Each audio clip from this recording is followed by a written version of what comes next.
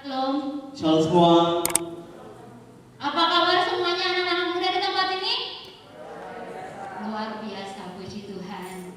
Iya, saat malam hari ini kita akan kembali dalam acara apa Isra? Obsesikan Obsesi. Apa itu obsesi? Obrolan seputar seputar spiritual Kristen. Kristen. Yang ada di sini adalah anak Tuhan, amin. Iya, pada malam hari ini kita akan mengangkat tema, yaitu kita akan berbicara tentang Successful entrepreneur. successful entrepreneur. Iya, kenapa kita membahas ini? Sebelumnya kita membaca firman Tuhan dulu. Kenapa orang-orang dapat diberkati? Kenapa ada orang yang tidak diberkati juga? Bukan diberkati, tidak diberkati ya. Tapi mungkin diberkati, tapi mereka yang tidak menerima berkat itu. Kita membaca dulu dalam Ulangan 11. Mari kita buka Alkitab kita, Ulangan 11 ayat berapa Kak? Di sini Ulangan 11 kita mau lihat tentang berkat dan kutuk. Nah, di sini ayat Ulangan 11 kita mulai dari ayat yang ke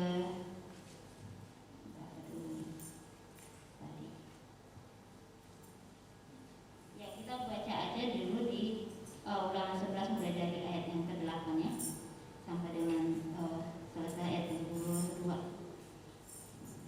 Saya bacakan sendiri saja. Ini kita ganti-gantian ya, Isra.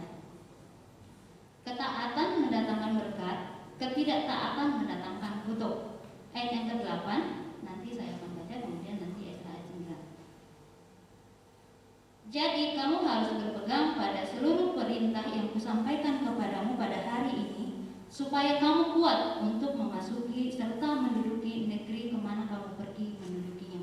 Ayat 9. Dan supaya lanjut umurmu di tanah yang dijanjikan Tuhan dengan sumpah kepada nenek moyangmu untuk memberikannya kepada mereka dan kepada keturunan mereka, suatu negeri yang berlimpah-limpah susu dan madunya.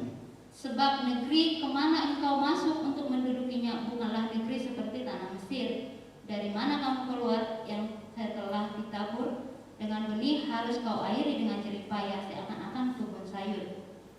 Tetapi negeri kemana kamu pergi untuk mendudukinya ialah negeri yang bergunung-gunung dan berlembah-lembah, yang mendapat air sebanyak hujan yang turun dari langit. Suatu negeri yang dipelihara oleh Tuhan Allahmu, maka Tuhan Allahmu tetap mengawasinya dari awal sampai akhir tahun.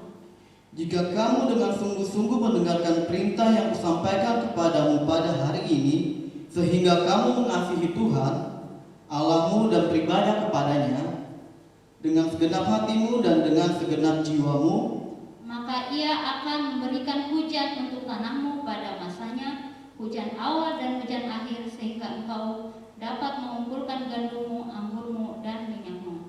dan dia akan memberi rumput di padangmu untuk hewanmu, sehingga engkau dapat makan dan menjadi kenyang. Hati-hatilah supaya jangan hatimu terbujuk sehingga kamu menyimpang dengan beribadah kepada Allah lain dan sujud menyembah kepadanya. Jika demikian, maka akan bangkitlah murka Tuhan terhadap kamu, dan ia akan menutup langit sehingga tidak ada hujan dan tanah tidak mengeluarkan hasil, lalu kamu lenyap dengan cepat dari negeri yang baik yang diberikan Tuhan kepadamu. Tetapi kamu harus menaruh perkataanku ini dalam hatimu dan dalam jiwamu. Kamu harus mengikatkannya sebagai tanda pada tanganmu, dan haruslah itu menjadi lambang di dahimu. Kamu harus mengajarkannya kepada anak-anakmu dengan membicarakannya apabila engkau duduk di rumahmu dan apabila engkau sedang dalam perjalanan, apabila engkau berbaring dan apabila engkau bangun. Engkau harus menuliskannya pada tiang pintu rumahmu dan pada pintu gerbangmu, supaya panjang umurmu dan umur anak-anakmu di tanah yang dijanjikan Tuhan dengan sumpah kepada nenek moyangmu dan memberikannya kepada mereka selama ada langit di atas bumi. Sebab jika kamu sungguh-sungguh berpegang pada perintah yang kusampaikan kepadamu untuk dilakukan, dengan mengasihi Tuhan Allahmu, dengan hidup menurut segala jalan yang ditujukannya, dan dengan berpaut kepadanya, maka Tuhan akan menghalau segala bangsa ini dari hadapanmu, sehingga kamu menduduki daerah bangsa-bangsa yang lebih besar dan lebih kuat daripadamu. Setiap tempat yang diinjak oleh telapak kakimu, kamulah yang akan memilikinya, mulai dari padang gurun sampai gunung Libanon, dan dari sungai itu dekat sampai laut sebelah barat akan menjadi daerahmu. Tidak ada yang akan dapat bertahan menghadapi kamu. Tuhan Allahmu akan membuat seluruh negeri yang kau injak itu menjadi gemetar dan takut kepadamu seperti yang dijanjikan Tuhan kepadamu. Lihatlah, aku memperhadapkan kepadamu pada hari ini berkat dan kutuk. Berkat apabila kamu mendengarkan perintah Tuhan Allahmu yang kusampaikan kepadamu pada hari ini. Dan kutuk jika kamu tidak mendengarkan perintah Tuhan Allahmu dan menyimpang dari jalan yang kuperintahkan kepadamu pada hari ini dengan mengikuti Allah lain yang tidak kamu kenal. Jadi apabila Tuhan Allahmu dengan membawa engkau ke negeri yang engkau masuki untuk mendudukinya, maka haruslah engkau mengucapkan berkat di atas gunung Gerizim dan kutuk di atas gunung Ebal. Bukankah keduanya terletak di sebelah barat sungai Yordan, di belakang jalan raya sebelah matahari terbenam, di negeri orang Kanaan yang diam di Araba Yordan, di tentangan Gilgal dekat pohon-pohon terbanting di More? Sebab kamu ini sebentar lagi hendak menyeberangi sungai Yordan untuk memasuki dan menduduki negeri yang diberikan kepadamu oleh Tuhan Allahmu, dan bila kamu akan menduduki dan mendiaminya, maka haruslah kamu melakukan dengan setia segala ketetapan dan peraturan yang kupaparkan kepadamu pada hari ini. Amin. Kata firman Tuhan apa? Kata firman Tuhan adalah jikalau kita mau mendengarkan dan melakukan firman Tuhan dan tidak, bahwa di situ tadi disebut bahwa tidak berpaling kepada Allah lain. Iya. Dan dibilang pada terakhirnya adalah harus tetap setia sampai mati. Iya. Amin, teman-teman. Siapa yang mau setia? Mas banget Kak. Iya, mas banget. Gimana nih? Siapa yang mau setia sama Tuhan? Tolong angkat tangannya. Tolong angkat tangannya teman-teman. Setia sampai mati ya. Kita berjanji di hadapan Tuhan. Amin. Amin. Tadi dikatakan orang yang setia kepada Tuhan akan diberkati. Orang yang menyimpang dari jalan Tuhan akan mendapat kutuk. Ya. Pada hari ini kita akan mendengarkan, kita akan mewawancarai tepatnya ya. Benar banget Kak. Ya, anak Tuhan yang setia ya. Kita mau menggali lebih dalam siapa sih mereka. Kok bisa sih sampai masih umur segini udah begitu berhasil gitu ya. Kemarin saya sempat searching ya, siapa sih beliau begitu ya. Kita kan pengen tahu lebih dalam anak-anak Tuhan gitu ya. Itu kita mari kita pikirkan. Sebentar dulu Kak, sebelum kita berbincang-bincang kan panjang nih waktunya. Jadi kita persembahan dulu bagaimana? Oh iya boleh, kita persembahan dulu. Mari siapkan persembahan kita dulu ya. Berikan yang terbaik kepada Tuhan. Sebelum kita persembahan, kita mau berdoa dulu. Nanti Ezra akan pimpin kita dalam doa. Ayo mari kita bersatu dalam doa teman-teman. Tuhan, Bapa kami yang di surga, terima kasih atas kasih setia-Mu Tuhan. Kami bisa berdiri di sini karena kemurahan-Mu, karena berkat-Mu, karena semua kasih anugerah-Mu Bapa. Dan Bapa, sebentar umat-Mu akan memberikan persembahan Tuhan. Kau berkati, Kau lipat gandakan Bapa, dan terus menerus Tuhan Kau melindungi mereka Bapa. Terima kasih Bapa, dan sebentar kami akan mulai bincang-bincang kami Tuhan. Berikanlah hikmat kepada kami Bapa. Hanya dalam nama-Mu kami selalu berdoa. Haleluya. Amin. Amin. Sembari persembahan berjalan, yuk mari kita panggil Kak. Dua orang ini sangat spesial sekali. Iya, sangat spesial sekali di mata manusia dan di mata Tuhan. Amin. Kita langsung panggilkan saja Bapak Yudi beserta dengan Istrinya Ibu kita. Berikan tepuk tangan bagi yang terbaik. Kami undang ke depan untuk maju ke depan.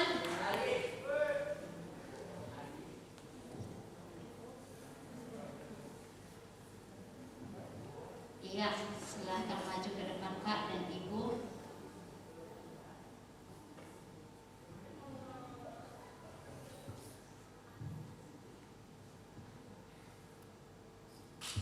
Inilah mereka anak-anak Tuhan yang sudah diberkati. Kita mau belajar lebih dalam bagaimana menjadi pengusaha yang sukses.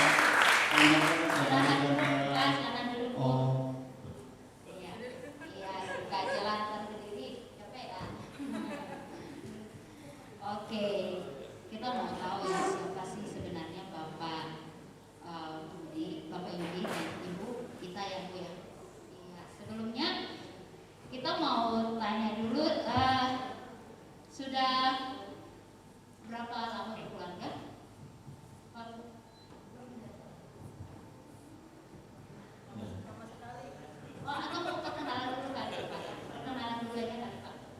Salam.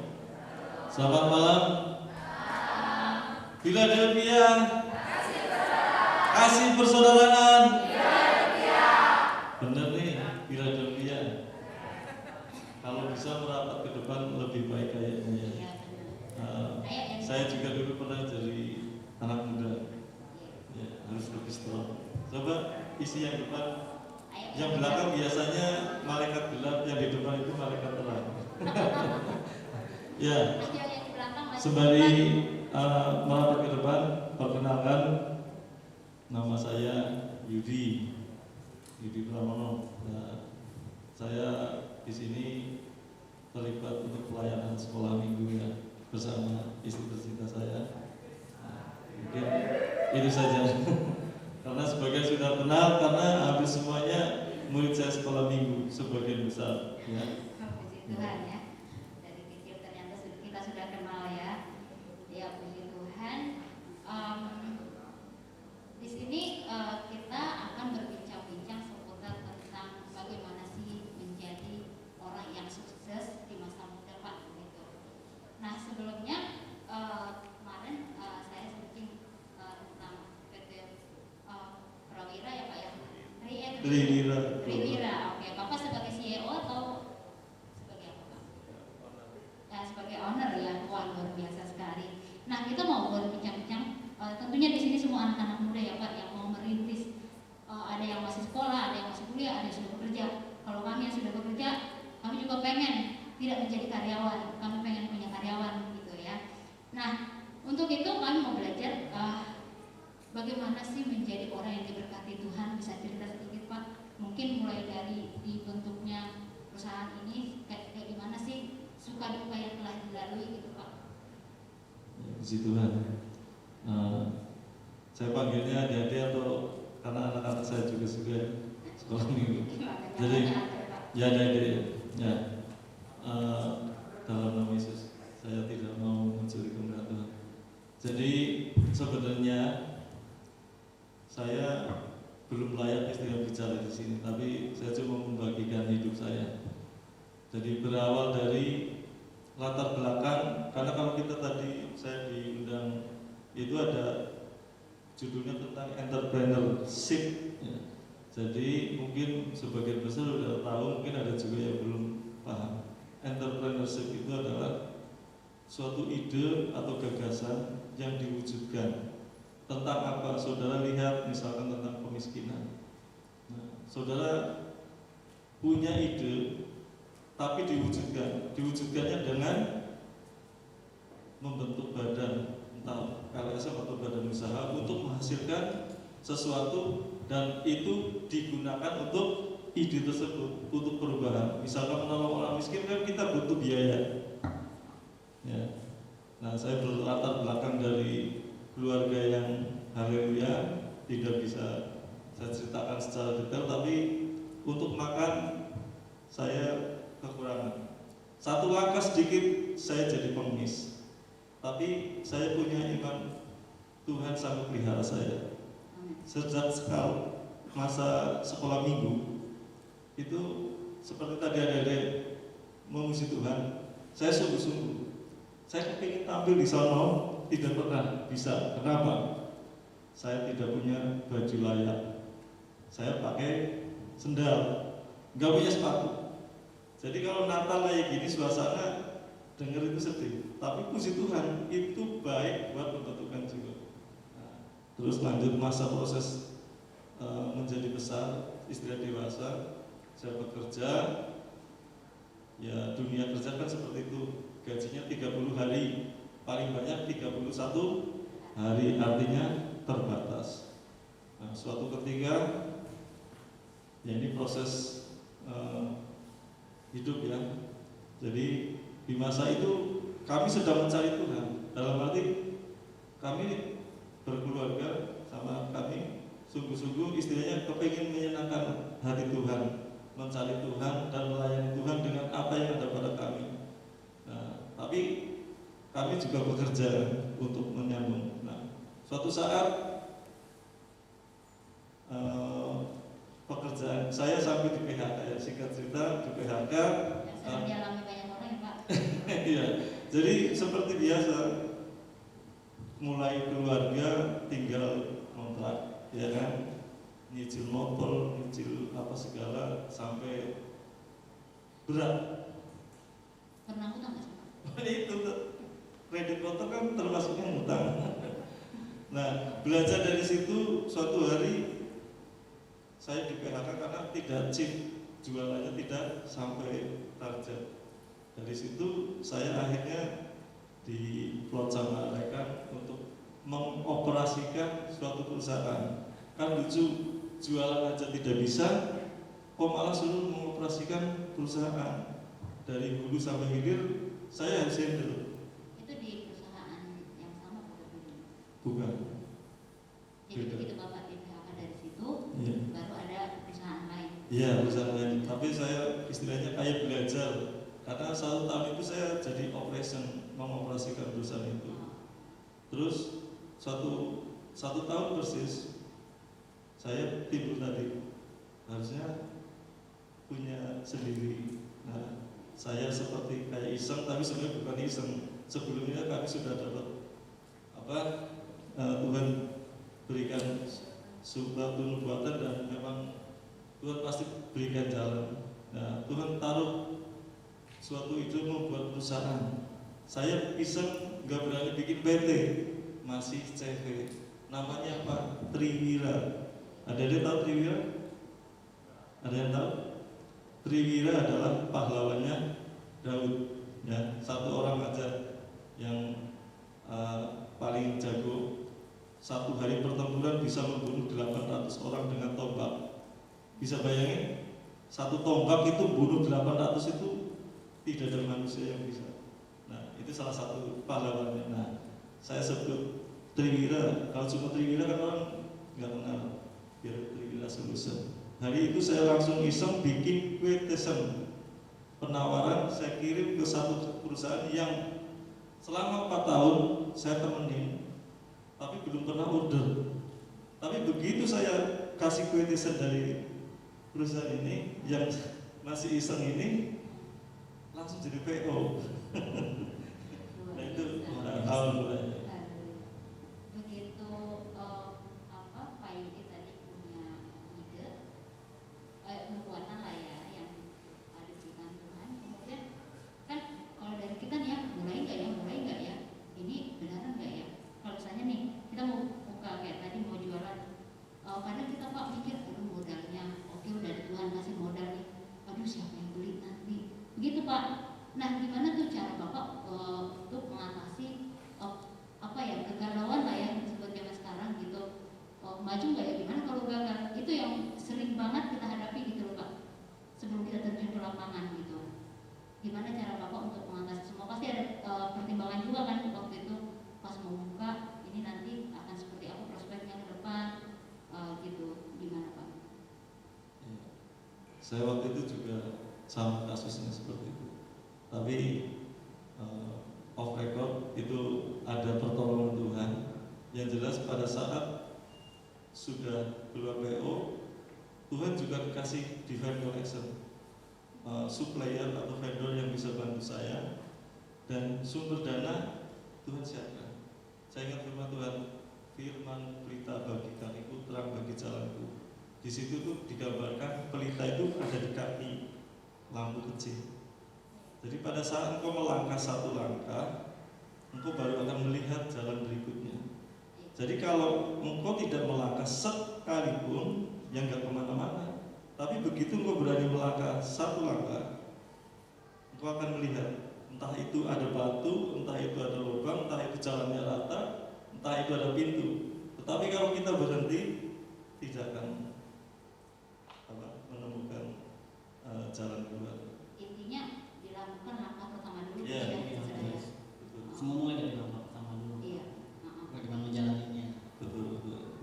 Nah, di sini kan pasti untuk membuka sebuah CV itu ya, kadang kan orang pikir kalau modalnya sekian mungkin nggak cukup, gitu ya. Tapi terlepas dari iman ini yang kan beda ya. Ada juga setengah di sini manusia iman percayanya gitu loh Pak. Gimana cara mengatasinya gitu, karena kan kita kadang kalau mau buka usaha nih di modal ya Ijra ya. Iya, kendala pasti Ada- sangat berat di modal. Iya gitu Pak. Gimana tuh ceritanya Pak? Iya. Saya juga sebenarnya termotivasi juga dengan banyak orang-orang besar. Mereka memulai dari benar-benar nol, istilahnya hanya modal tenaga. Iya. Saya pada dasarnya sebenarnya pakai tenaga, istilahnya 99,9 itu Tuhan yang mengerjakan. Karena gini, pada saat itu begitu saya ini seperti Tuhan tuntun ini, si Anu kamu kirim penawaran, saya kirim, begitu langsung jadi PO. Ini kan udah bakal duit nih, cuman harus ada sumber barangnya dari mana, sumber dananya dari mana kan. Nah, dua kutub itu ternyata ketemu, yaitu tadi begitu saya ngomong begini, oh ya ini saya berikan gitu kan. Nah, tapi saya belajar ini, saya juga ingat masa muda saya. Ini ada deh boleh kerjakan ya, karena ini kebenaran Tuhan. Saya praktek memberikan buah sulung, karena saya pernah mengalami pada saat saya masih di kampung, saya pernah nanam nangka.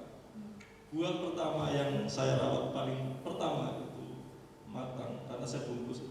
Langsung saya bawa ke pastori, saya minta Om, tolong doain ini buah sulung diberkati di pohon.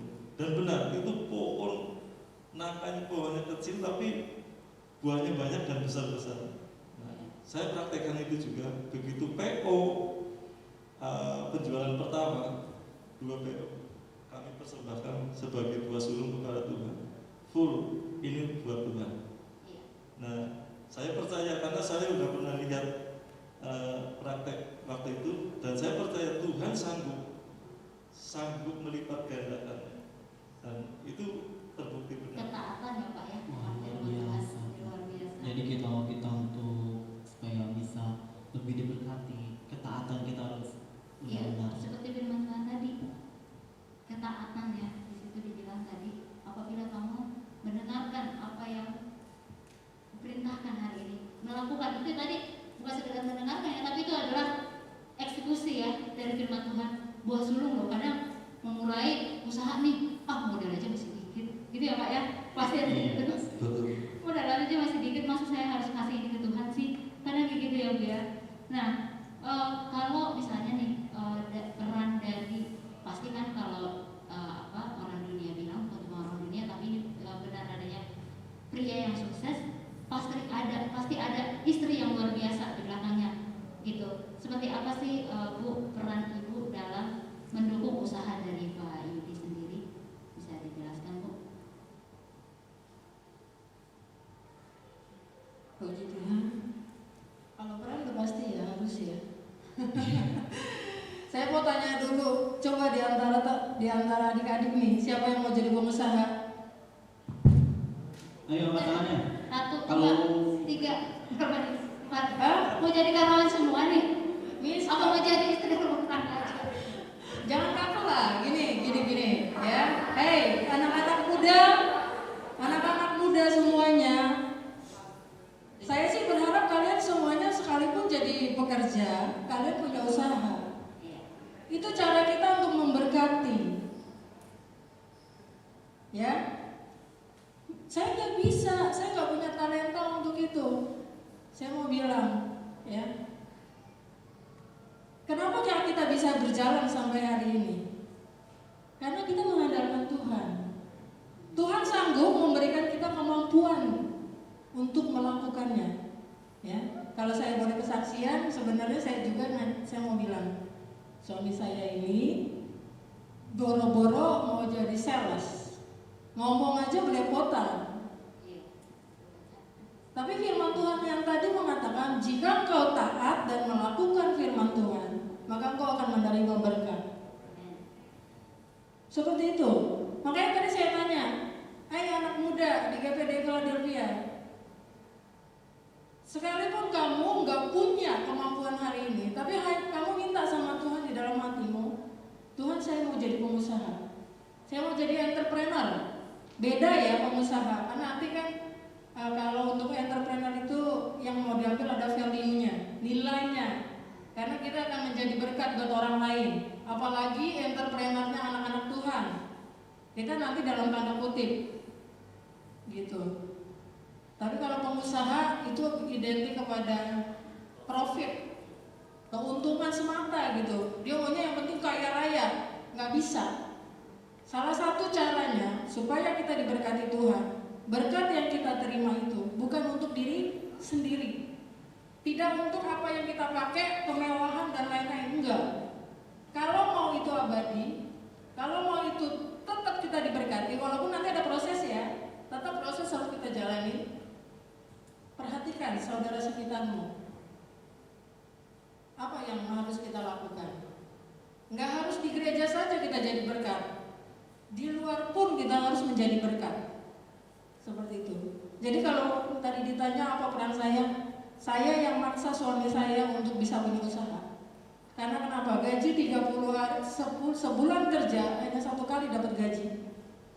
Dan itu pun harus dibagi-bagi dengan bayar ini, bayar itu, dan utang dan lain-lain. Waktu itu kalau ditanya, ayo cari kerja, saya kerjain apa gitu. Tapi saya mau bilang, Tuhan sanggup melakukan segala perkara. Itu tadi yang dibilang, kalau kaki kita melangkah, pelita itu akan terlihat di depan kita. Dan Tuhan akan melakukan, membuka-buka banyak jalan yang tidak pernah kita pikirkan, kita dengar, kita lihat, bahkan timbul di hati kita sekalipun, Tuhan siapkan. Asalkan apa? Punya keberanian untuk melangkah, inovasi, kreatif, penting. Anak muda hari ini kreatif. Teknologi yang kita punya hari ini itu harus kita gunakan semaksimal mungkin. Orang yang tidak mengenal Tuhan saja diberkati, masa kita enggak? Jack Ma itu siapa? Dia tidak mengenal Tuhan. Dia tidak percaya akan kuasa Tuhan. Dari orang yang tidak ada menjadi ada hari ini. Yang tadinya CEO-nya pemiliknya Alibaba.com, tapi hari ini dia orang paling kaya raya di dunia, itu gak kenal Tuhan. Saya mau bilang, sekalipun kita IQ kita nggak oke, tapi kita punya SQ, spiritual kita dengan siapa? Dengan Tuhan. Itu yang membedakan kita dengan orang dunia. Tuhan sanggup melakukan mukjizat apapun di dalam hidup kita. Itu yang membedakan. Jadi kalau ditanya apa peranannya, banyak. Saya mau bilang, saya juga nggak mau jadi orang yang miskin. Kenapa? Bukan sombong ya. Tuhan nggak tetapkan kita menjadi orang miskin. Karena Tuhan bilang jangan sampai kita meminta-minta roti. Itu mempermalukan Tuhan. Jadi saya mau katakan ya, kita harus jalan sama-sama. Kita sepaket. Pasangan kita adalah pasangan yang dari Tuhan. Makanya saya juga ingatkan teman-teman, adik-adik kalian, adik-adik tercinta, anak-anakku tercinta, cari pasangan yang tepat dan takut akan Tuhan. Jangan sembarangan. Biar kenapa? Biar kita bisa jalan sama-sama gitu loh. Kalau beda Ya. Tuhan beda ya Bu ya. Iya. Bisa ngaca. Yoki, betul banget. Ya, oke. Itu kalau dari saya. Oke nih Om, terima kasih atas keterangan yang diberikan. Dan juga ini nih, pasti kan Om Tatu dulu kan itu pernah menjalani masa muda. Kita flashback aja, menjalani masa muda. Pasti masa sih nggak ada bandel-bandel dikit. Dan pasti kan dari bandel-bandel itu kan bisa mengubahkan Om dan Tante. Boleh diceritakan bagaimana misalnya bisa menghentikanlah kebiasaan buruk yang ada di Om dan Tante itu pada masa mudanya. Itu aja sih. Ya. Kalau istri saya mungkin lurus-lurus ya, tapi kalau saya ceritakan mungkin kaget ya. Saya kok bisa ngajar sekolah minggu, backgroundnya begitu ya. Ini siapa di sini yang terikat rokok? Masih ngerokok? Pernah merokok? Masih ada? Bukan yang tunjukkan. Nggak ada ya? nggak ada yang ngaku ya maksudnya. Saya belajar merokok sudah masih kecil, SD. Jadi kebiasaan mandi di sungai, sebelum mandi mungutin puntung rokok. Dulu paksa kecil saya tahun 80-an. Corona, Belum ada filter, baru filter sedikit. Ya ini cerita. Terus tembakonya saya kumpulin, kalau habis mandi ngelinting. Sampai besar SMP mulai kenal minum. Rokoknya sih enggak, karena kan kita merokoknya karena nemu-nemu saja, nggak pernah, kan nggak bisa beli kan. Orang makan aja susah, tapi ya belagu itu mudah merokok. Nah, sampai SMA juga bandel. Buku 1 biji, ada yang tahu Manson, gabengan di tengahnya itu dimasukin begini. Pakai celananya jinnya padahal cuma 1. Sekolah aja nggak pernah bayar, tapi minum bisa tuh sama teman-teman sih. Jadi sampai paling berat saya waktu itu selesai sekolah SMA, kerja terus di puskesmas. Saya bagian logistik apotek obat. Karena saya kan biasa, dulu zaman saya masih ada pil ya, obat mabok pakai pil. Atau sekarang juga masih ada sih. Saya ngeracik sendiri sampai saya hampir ditangkap polisi karena menjual racikan saya. Karena gaji sebulan 10.000 tahun 93 itu kurang banget. Orang gaji UMR aja udah 60.000. Nah, singkat cerita, saya terikat itu. Tiap malam kita iuran untuk patungan beli minum. Jadi saya terikat sampai rokok udah pasti. Kalau itu udah pasti. Minum aja tiap malam. Pulang jam pagi, jam 3, jam 4 pagi. Nah, kapan saya mulai berhenti? Bahkan ada satu kasus pernah kejadian saya hilang ingatan, orang tahunya saya gila, stres. Minum malam Minggu, ingatnya sadar itu hari Jumat. Tapi selama itu saya kayak orang gila kemana-mana gitu. Nah, itu pengaruh obat yang tadi. Iya, karena minumnya banyak banget, dosisnya tinggi.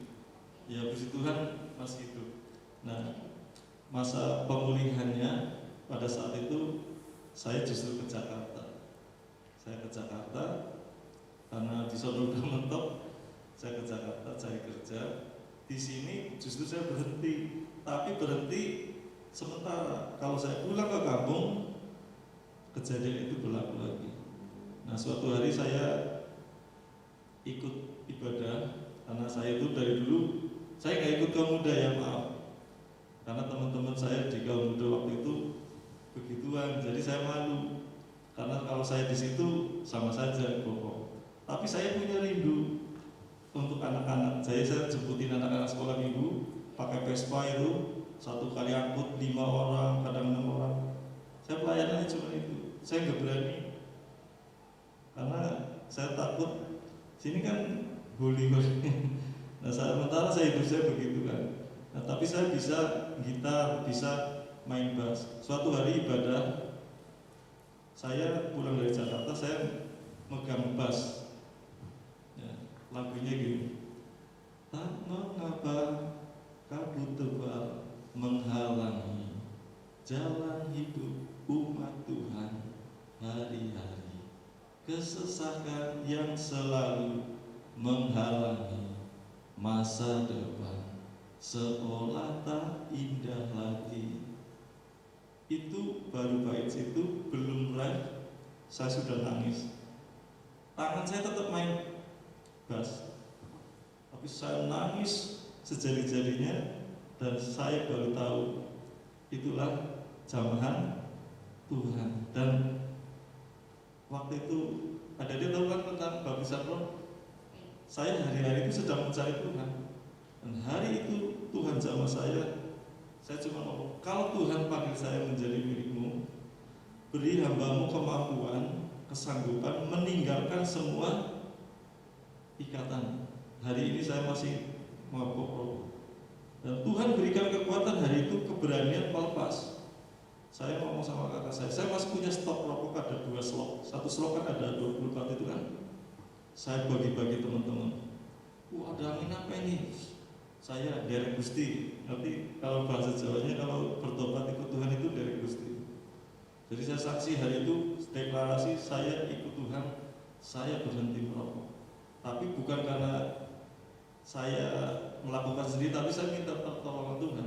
Dan benar, mulai sejak itu saya berhenti sama sekali merokok dan minum. Jadi bukan dikurangi, bukan menghindar, enggak, minta pertolongan Tuhan, berhenti, dan Tuhan berikan kemampuan untuk berhenti. Tapi saat itu ada merasa kayak ada yang hilang nggak gitu? Kan biasanya gitu orang udah biasa nih merokok, udah biasa minum, kayak merasa ada yang kurang nggak sih gitu? Pada saat yang rokok itu memang, kalau minuman enggak terpengaruh. Rokok itu bisa memang benar-benar candu. Tapi karena dulu pernah saya berhenti, tapi berhenti karena dimotivasi. Kalau kamu berhenti merokok 3 bulan, 6 bulan, aku kursusin komputer. Saya sudah 6 bulan, saya nggak dikursusin. Nah, kan saya marah, kembali lagi. Kecewa. Iya. Balik lagi. Tapi begitu yang ini enggak. Karena motivasi Iya, dari benar, manusia motivasinya. Ya, saya cuma, kalau Tuhan mau panggil saya menjadi milikmu Tuhan, menjadi alatmu, mampukan aku meninggalkan. Saya sebutin kelemahannya, begini. Dan benar itu Tuhan berikan kemampuan. Karena kan sebelum kita dipakai Tuhan kan kita harus diperlengkapi kan. Nah ini tadi sambungannya ke yang tadi saya mau sampaikan tentang entrepreneur ini kan. Saya baca di ayat firman Tuhannya, Ulangan 8 ayat 18. Tetapi haruslah kau ingat kepada Tuhan Allahmu, sebab Dialah yang memberikan kepadamu kekuatan untuk memperoleh kekayaan dengan maksud meneguhkan perjanjian yang diikrarkannya dengan sumpah kepada nenek moyangmu. Nah, kalau di bahasa Inggris itu the power to get well, kesanggupan meraih setiap berkat. Kaitannya tadi dengan ini juga, kesanggupan untuk melakukan firman Tuhan, kesanggupan untuk meninggalkan tabiat dosa, kebiasaan untuk meninggalkan ikatan dosa. Intinya di situ Pak Yudi mau meninggalkan, tapi motivasinya bersama dengan Tuhan ya Pak ya, bukan dengan diri sendiri atau manusia gitu ya Pak. Iya, minta kekuatan Tuhan. Iya. Nah, karena kayak gini nih Pak, yang saya hadapin sendiri, saya juga ada membimbing orang yang kayak begitu tadi Pak, jatuh dalam rokok berat, sama pakai yang tadi obat-obat itu Pak, bahkan kalau masuk ke ini, jadi dia jatuh bangun gitu Pak, sampai saya juga hampir nyerah waktu itu untuk membimbing, bahkan kalau dibilang bersama dengan tetesan air mata terus gitu ya membimbing. Dan saya lihat motivasinya ini memang dia dimulai dengan bersama Tuhan, tapi saya lihat di situ ada 2 ya, dia mau fokus kepada Tuhan, tapi dunia ada menawarkan, tetap dunia menawarkan. Karena yang saya tahu tuh, kalau manusia memiliki suatu komitmen untuk di dalam Tuhan, iblis tuh nggak tinggal diam gitu ya Pak ya, pasti mempengaruhi terus. Nah, ada nggak sih waktu itu Pak, yang perlu saya tanya tuh, ada nggak sih waktu itu yang menggoda atau mencobai Bapak kembali setelah Bapak punya komitmen ini dalam Tuhan? Ada. Jadi kalau dulu merokok kan beli sendiri, ya kan? Gak mungkin kan minta sama orang. Iya. Begitu berhenti rokok gratis itu di depan mata nih. Kalau kita istirahat, kan pasti habis makan kebiasaan rokok. Ini rokok bermacam-macam itu gratisan. Tapi waktu saya masih rokok, pada disimpenin. Jadi ada segala macam. Jadi tantangannya salah satu itu, orang menyodor-nyodorkan. Iya. Tetapi saya ingat firman Tuhan katakan pergaulan yang buruk merusakkan kebiasaan yang baik. Jadi ada harus begitu komit, lari, maksudnya menghindar. Karena gini, kita ngumpul dengan siapa kita akan seperti mereka. Ya. Jadi kumpulnya kalian dengan siapa? Orang yang smart, ketularan jadi smart. Orang yang rajin jadi ketularan rajin. Tapi ngumpul sama orang males atau sama yang suka berbicara tentang apapun, tentang ngomong jahat, nanti ketularan juga. Jadi pergaulan itu sangat termasuk tadi kan kaitannya udah komitmen. Kalau udah komitmen, kita kan belum kuat hindari pergaulan dengan orang-orang yang seperti itu. Memang bukan kehilangan teman, enggak, karena kita belum mampu. Nah, kan ada prosesnya waktu. Hidup ini kan real, kan nyata kan, bukan bimsalabim. Tapi saya ngalamin itu seperti sulapan, karena waktu itu langsung cut. Dan saya sadar itu bukan kekuatan saya, karena saya pernah ngalamin seperti itu, berhenti, ya pasti jatuh lagi. Nah, tapi yang ini begitu memang Tuhan zaman, dan saya merasain sampai lidah saya nggak ngomong, udah nggak bisa ngomong nyanyi lagi tadi, tapi mengucap sesuatu yang Tuhan tahu. Kalau ada tahu tentang hari Pentakosta itu Roh Kudus berbahasa lain yang Tuhan tahu. Jadi saya alamin itu, dan ya saya langsung minta tolong Tuhan, aku masih begini. Tuhan berikan kemampuan. Dan akhirnya saya juga banyak bergabung dengan yang orang-orang istilahnya progresif, orang-orang yang melayani Tuhan, yang berapi-api dengan Tuhan. Dan impartasinya itu ada. Kita jadi maksudnya dikuatkan. Tapi kalau kayak tadi tantangan tetap ada.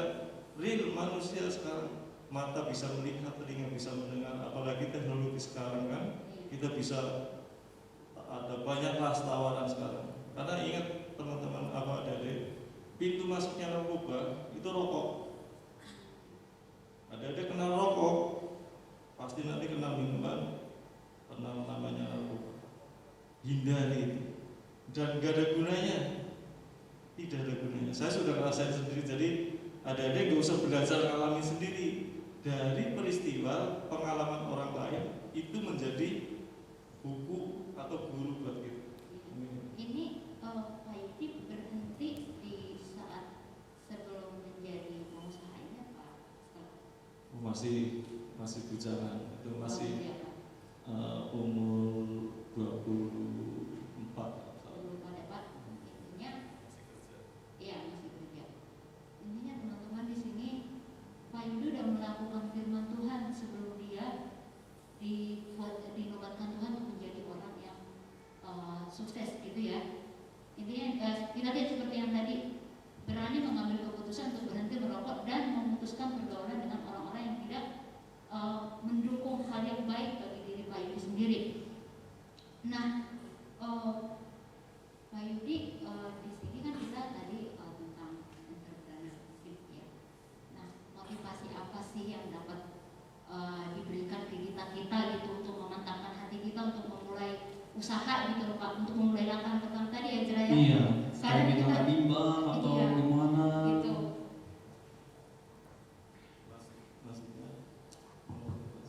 Jadi gini Pak, kayak tadi kan Bapak bilang mulai aja dulu langkah yang pertama gitu kan.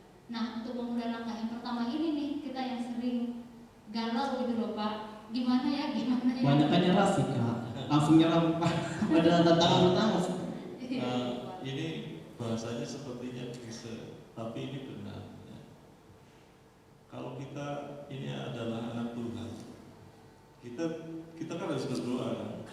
Dan doa itu komunikasi dua arah, bukan hanya kita ngomong. Begitu Tuhan ngomong kita sudah amin ya. Aku mau ngomong dia udah pergi, besok begitu lagi ngomong udah nyembah nyanyi dan lain-lain, Tuhan mau ngomong sudah amin. Atau laporan Tuhan begini, kita nggak mau dengar Tuhan. Nah, ini klise ya, tanya Tuhan, tanya Tuhan. Tuhan bisa bicara dengan siapa, dengan cara apapun, bahkan pun audible, bisa dengar. Karena Tuhan kita hidup, amin. Tuhan kita hidup, amin. Amin. Dia sanggup berbicara dan kita bisa mendengar. Tapi tidak juga dengan, oh kalau aku begini. Ya bisa saja, bisa Tuhan gitu. Tapi Tuhan juga bisa bicara gini. Pada saat engkau mencari, kan firman Tuhan, carilah maka engkau mendapat, ketuk pintu, minta maka diberi. Itu saja, minta, ketuk, cari. Nah pada saat engkau dihadap istilah merendah di hadapan Tuhan, cari wajah Tuhan, minta apa yang harus aku kerjakan. Tuhan, aku mau suruh apa supaya misalkan berkaitan dengan tadi yang usaha. Karena sekarang anak-anak muda juga bisa usaha ya, masih sekolah. Junior saya udah punya pemikiran seperti itu. Saya kepingin jualan ini. Oh, itu bukan, ada banyak teman-temannya juga bisa jualan online. Nah, itu adalah bibit yang baik. Nah, bertemanlah dengan mereka seperti ini, itu akan mulai. Satu, knowledge, pengetahuan itu penting, tapi paling penting adalah voice, mendengar Tuhan. Ya. Jadi bisa dengan gini, pas kalian lagi berdoa mencari sesuatu, memang kamu harus belajar kan, apa yang mau ditekunin, minimal kamu sudah ngerti informasi. Mau jualan mobil, ngerti dong minimal tentang mobilnya, tipenya begini, kapasitasnya begini, bla bla bla bla bla. Ya, knowledge-nya. Walaupun tidak harus, karena saya alami, saya secara knowledge nggak ngerti jualan saya itu mau dipakai secara teknisnya seperti apa. Tapi Tuhan bawa sampai seperti itu. Artinya kita mau dengar-dengaran Tuhan ini, pergi ke sana. Ini kalau sudah istilahnya kayak dengar Tuhan, pergi ke sini, kerjakan ini, kerjakan itu. Itu bisa dari mana? Pada saat kita baca firman Tuhan. Ada punya saat teduh nggak? Ada baca firman nggak? Ada baca firman nggak nih teman-teman? Ya, kakak ngajarin anak sekolah minggu dari kelas 4 harus baca 1 pasal. Wow. Karena itu penting. Nah, terus doa.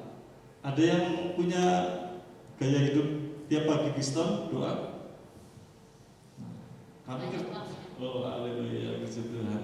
Kerjakan. Tuhan tidak pernah berhutang ya.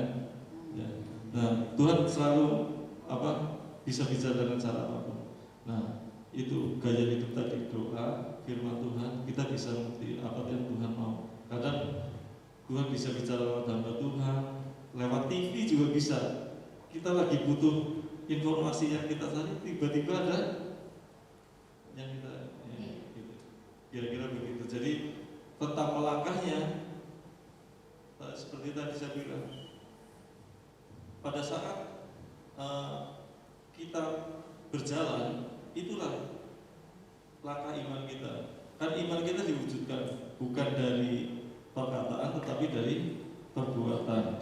Nah, karena satu dengan Tuhan kita menjadi mayoritas. Tapi kalau kita nol, istilahnya kita tidak melakukan, ya tidak menghasilkan apa-apa. Tetapi satu kita kerjakan, karena Tuhan yang mengerjakan, Tuhan yang melibatkan. Amin.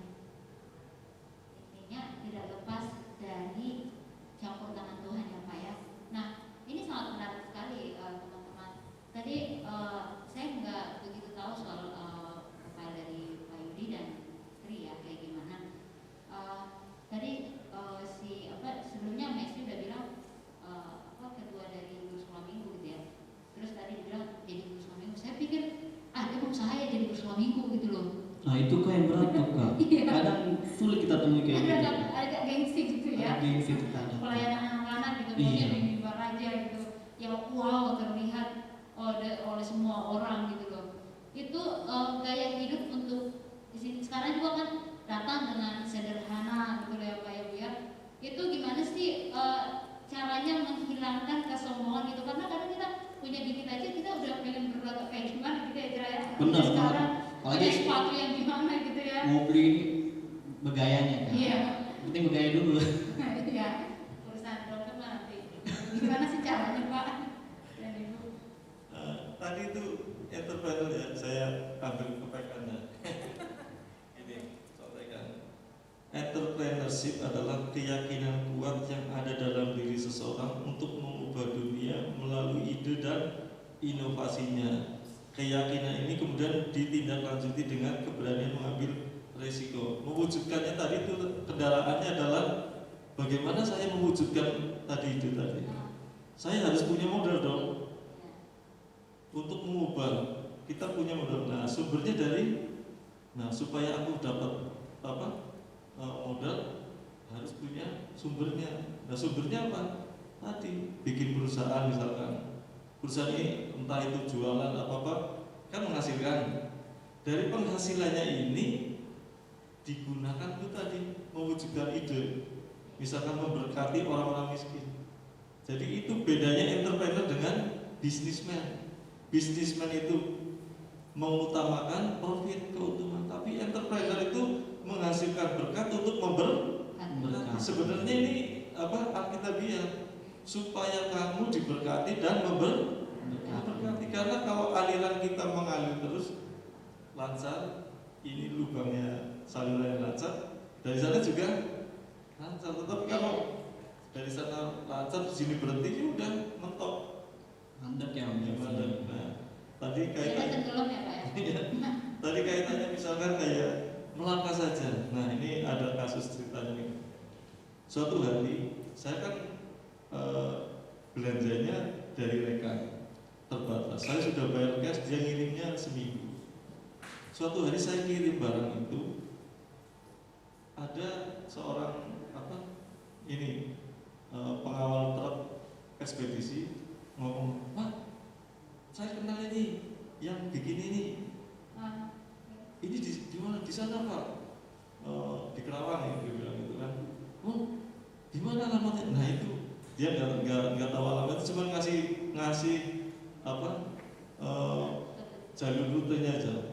Bapak keluar tol timur mentok, nanti lampu merah ke kanan, ada pasar, ada gambar tenggo, masuk ke kanan Pak. Kira-kira 3 kiloan ada jalan rusak, nah itu sebelah kanan. Ada kira-kira bisa nyampe nggak? Diceritain gitu. Lampu merah ke kanan, ada pasar, tenggo ke kanan, terus ada jalan rusak, nanti sebelah kanan. Bisa jadi udah diubah sebelahnya apa aja ya. Bener Tapi banget. langsung saya tangkap, amin. Ini jalan Tuhan. Benar saya kerjakan. Lampu merah benar ke kanan, pasar. Ya kan tulisan tenggo kan banyak. Nah ini tenggonya katanya gede, ya yang gede juga banyak. Nah, tapi saya kayaknya ini. Terus ke kanan itu ada 3 kilo benar. Itu pabrik itu banyak. Dan saya kan kalau nanya ke orang-orang juga kan, tadi saya bilang saya itu ngomong aja gagap. Jadi nggak pede gitu. Tapi saya beranikan. Yang pertama salah, yang kedua benar pabriknya. Dan akhirnya orang Korea itu sampai hari ini jadi partner saya. Jadi Tuhan tadi dikasih divine connection. Pada saat kita mengerjakan ketaatan, dan jangan lupa ada yang setiap sebulan per bulan setia nggak? Ada? Haleluya. Nah, saya percaya sebagian sudah. Ini juga kunci. Ya, saya ngerasain mau besar mau kecil taat saja, karena ada janjinya kan. Siapa yang masih ingat janjinya? Ujilah aku, masakan aku tidak akan membukakan tingkap langit berkat sampai kamu berkelimpahan, dan aku akan menghalau dari kamu belalang pelahap pelompat tidak pengiring, tidak ada yang merugikan. Itu yang saya deklarasikan setiap pagi. Karena kalau kita mengerjakan, ini adalah perjanjian Tuhan ke kita.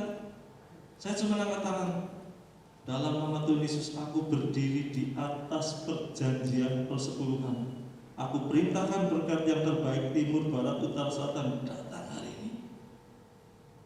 Kenapa mulut kita berkuasa atau kita bisa memperkatakan? Karena kita hidup di dalam janjinya, di dalam perjanjian. Tetapi kalau kita tidak mengerjakan firman itu, ya kamu ngomong-ngomong saja, tidak efek. Tetapi kita hidup di dalam perjanjiannya. Tuhan itu bukan Tuhan yang curang, Tuhan yang berjanji. Malu dong, saya sudah mengerjakan firman, saya minta nggak dikasih. Kan firmannya katakan, iya kan, ujilah loh, ujilah. Kalimatnya itu ujilah. Nah ini salah satu kuncinya, istilahnya dorong motivasi buat adik-adik. Selama kamu berani mengerjakan firman dan menabur, ingat menabur, kamu akan menuai. Karena kalau tidak menabur menuai namanya nyolong. Orang ketanam kok ngambil. Kamu harus nabur dulu. Benih itu tumbuh berbuah. Pada masa sulit kamu gak usah minta, gak usah minta, gak usah minta. Itu Tuhan yang janji kok. Nah itu kalau ngomong tentang tadi yang financial, ini juga sebenarnya financial itu salah satunya mengerjakan firman Tuhan itu. Ya. Kembali ke yang tadi itu Pak, sekarang udah menjadi ya kita bilang usaha yang udah sukses ya Pak ya. Nah, gimana sih caranya biar tidak menjadi meninggalkan Tuhan gitu? Karena kebanyakan orang tuh kalau udah diberkati malah meninggalkan Tuhan, malah kalau ada acara misalnya hari Minggu kan libur, kadang ke Bandung, ke Puncak, kemana gitu Pak. Akhirnya ya istilah sekarang hedon gitu Pak. Jadi kemana-mana jalan-jalan, pakai baju yang gimana-gimana, pakai tas yang gimana-gimana. Gimana sih caranya untuk mengatasi biar tetap terlihat sederhana, tampil sederhana gitu. Karena saya lihat begitu sederhana sekali gitu. Dari ibu sendiri gimana Bu? Misalnya kan ibu lebih heboh ya, tas, lagi di cincin. Memang ini sederhana ya. Menurut saya juga udah agak-agak gimana gitu. Tahu diri ya. Dari mana saya diambil.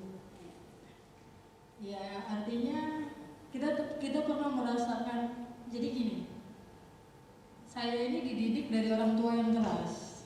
Kita yang orang Batak mungkin semuanya pasti tahu ya, betul nggak? Tuh. Makanya waktunya sekarang kita harus putuskan semuanya itu. Kayak anak-anak muda, ya, yang nggak enak di dalam hidup kita, itu harus diputuskan. Jadi pada saat kita diberkati, pada saat saya diberkati, saya berpikir gini. Waktu saya masih kuliah, saya mikir gini. Kok teman gue udah bisa naik mobil ya, orang tuanya bisa ngasih. Ini mak gue kagak bisa gitu. Kita cuma naik bus, istilahnya seperti itu ya. Tapi saya berpikir gini, next Tuhan, saya ngalamin berkat Tuhan seperti orang itu. Orang nggak kenal Tuhan saja diberkati. Kenapa? Karena mereka bekerja keras. Kita selain bekerja keras, kembali tadi yang saya ingatkan, ada mukjizat kuasa Tuhan di dalam hidup kita karena kita mengenal Tuhan. Ya. Nah, menurut saya pada saat kita diberkati, kita harus ingat, dulu saya seperti itu, hari ini saya nggak mau. Tuhan juga ajarin kita manajemen keuangan ya. Pada saat kita diberkati, Tuhan itu kasih kita terobosan keuangan, sudah pasti. Saya kasih kesaksian waktu pertama kali kita diberkati, kita kan harus ngumpulin modal gitu ya. Terus udah gitu hutang harus dibayar. Itu yang saya maksud, kita tahu diri. Jadi, gue pengen dong tas baru gitu kan, pengen baju baru. Itu serius, saya ngalamin sendiri. Saya bilang, tapi saya berpikir gini, Tuhan, dari kemarin Tuhan udah kasih berkat, tapi bagian saya pengen beli baju baru, tas baru belum ada. Karena saya harus nahan-nahan itu. Tapi memang kita harus lakukan itu. Kita harus pikirkan itu terlebih dahulu. Dan pada saat kita kerjakan bagian kita harus tadi yang saya sepakat dengan suami saya bahwa kita harus taat lakukan bagian kita, kasih perpuluhan. Itu harus, nggak ada tawar-menawar. Sekalipun orang lain mungkin di gereja lain ada yang tidak percaya, tapi itu janji Tuhan. Masa aku tidak akan membuka tingkap langit buat lo kalau gue kasih berkat sama lo, kalau lo kasih perpuluhan lo. Dan Tuhan tidak akan biarkan kita. Itu janji Tuhan. Makanya kalau pada saat kami dalam kesulitan nih, tagihan belum keluar, hutang harus dibayar, udah ditanya-tanya gitu, angkat di hadapan Tuhan. Tuhan, ini loh janjimu, kami sudah lakukan. Mana? Kami perlu pertolongan Tuhan. Jadi kalau kami minta, karena sudah kami lakukan, Tuhan tahu. Tapi kalau saat tadinya kami tidak lakukan, kami nggak pernah bayar perpuluhan, kamu lakukan apa? Nah, bagianmu sudah kamu lakukan atau belum? Tuhan mau tolong bagaimana caranya? Pada saat kita meletakkan itu, keinginan kita, tadi saya bilang, saya kepengen tas baru, saya kepengen baju baru, tapi hari itu saya meletakkan keinginan saya untuk hal itu. Kenapa? Saya harus bereskan dulu keuangan saya.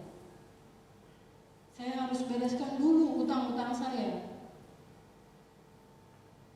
Itu Tuhan ajarkan, karena Tuhan punya manajemen luar biasa. Ada terobosan keuangan, berarti ada terobosan dalam manajemen keuangan kita. Jadi balance, seimbang, gitu ya. Jadi Tuhan kasih, kita juga harus melakukan. Makanya mulailah dari hal yang paling kecil, nanti Tuhan percaya hal yang besar. Makanya saya bilang, ayo anak muda, kalian hari ini bisa lakukan banyak hal. Di handphone saya, sekalipun saya misalnya cuma jadi guru, ya, saya cuma mau bilang saya juga jualan. Mau jualan harganya nanti untungnya 5.000 perak, buat saya nggak masalah.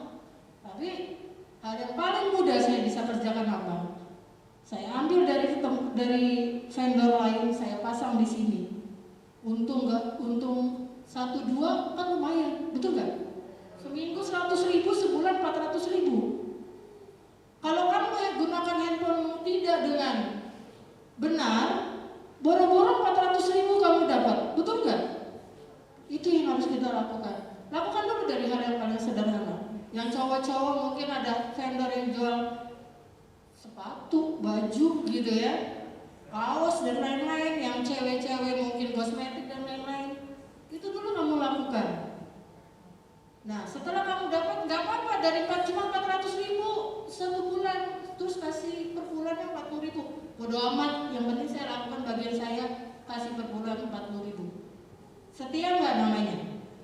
Setia. Hal yang seperti itu aja dulu. Nanti Tuhan ajarin. Dan lakukan bagian kita, taat, gunakan uang dengan baik. Nggak usah poya-poya, apalagi komisi hari ini ya. Karena seringkali ya itu anak-anak muda ya lebih senang begini dan begitu. Boleh, buat saya sih boleh. Saya juga senang fashion, saya juga senang yang namanya jalan-jalan. Tapi pengalaman kami, kalau kami lakukan jalan-jalan misalnya, itu Tuhan siapkan berkatnya. Kalau bukan berkatnya jalan-jalan, nggak usah maksa. Karena ada bagiannya. Seperti itu. Yang punya gaji sebulan, bisa langsung dibagi nih. Kan jadi ada teratur ya. Buat bayar ini, terus buat operasional, terus buat tabungan. Itu belajarlah untuk manajemen hal yang sederhana seperti ini. Dan Tuhan akan memberkati dan mempercayakan kita banyak hal. Jadi buat saya sih nggak perlu yang wow-wow, yang penting asik dipakai sekalipun 35.000. Ya, tapi tetap kelihatan cantik. Kan seperti itu, ya. Iya, kita udah banyak banget nih mendengarkan cerita hidup sebagai pengusaha yang sukses nih. Dan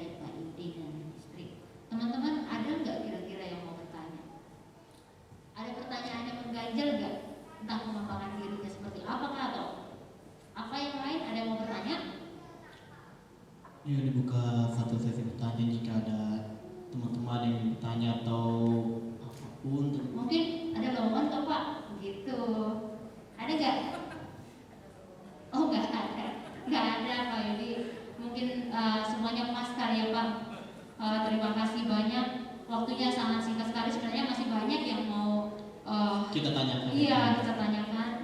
Tapi waktu sangat terbatas. Mungkin di lain waktu kita bisa ngobrol-ngobrol lagi Pak soal ini. Oh iya, Jadi, mau saya tapi sukses. sebelum kita tutup, kita mau kasih bingkisan kecil nih untuk untuk bingkisan saudara Obe, dipersilakan Kok bingkisannya kecil, yang besar dong. buatkan sahabat Ini Anda. udah sangat besar. Dilihat dari ininya aja Bu, yang dilihat dari ukurannya. Oke, mungkin Pak, Bapak sama Ibu boleh berdiri.